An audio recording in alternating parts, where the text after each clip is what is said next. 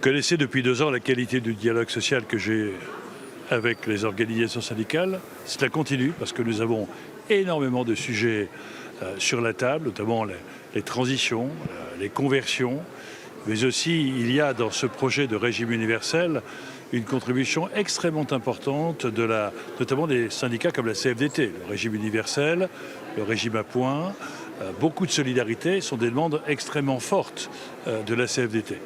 Il y a, pour prendre l'expression de Laurent Berger, une opposition par rapport à cet âge d'équilibre qui était d'ailleurs en débat depuis très longtemps, puisque la CFDT voulait garder une référence de durée de cotisation individuelle.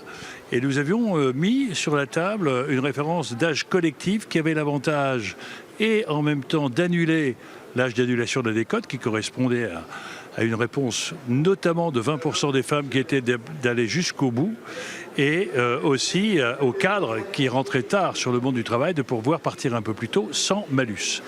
Et donc, je ne désespère pas qu'après un temps d'appropriation, d'analyse, de recul, nous puissions voir très concrètement comment responsabiliser, comment jouer cette responsabilisation des partenaires sociaux, puisque le Premier ministre a proposé une gouvernance des partenaires sociaux. Et je n'ai cessé d'inviter à trouver la juste articulation entre le gouvernement, le Parlement et les partenaires sociaux. Le Premier ministre a aussi indiqué que sur le point, il y avait aussi une capacité pour les partenaires sociaux de peser sur la valeur du point, sur son indexation, sur son évolution.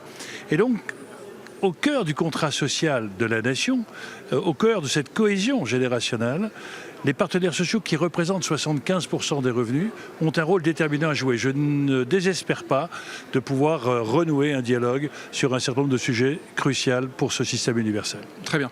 Autre question, juste un mot sur la polémique qui vous concerne, Monsieur Delevoye, sur vos liens avec le monde de l'assurance que vous avez oublié de déclarer à la Haute Autorité pour la transparence de la vie publique. Certains parlent de conflit d'intérêts. Qu'est-ce que vous leur répondez ? Alors d'abord, j'ai reconnu cette omission. C'était un poste d'administrateur bénévole sur un organisme de formation, puisque je suis très impliqué dans la formation notamment des jeunes dans les quartiers défavorisés, etc., etc.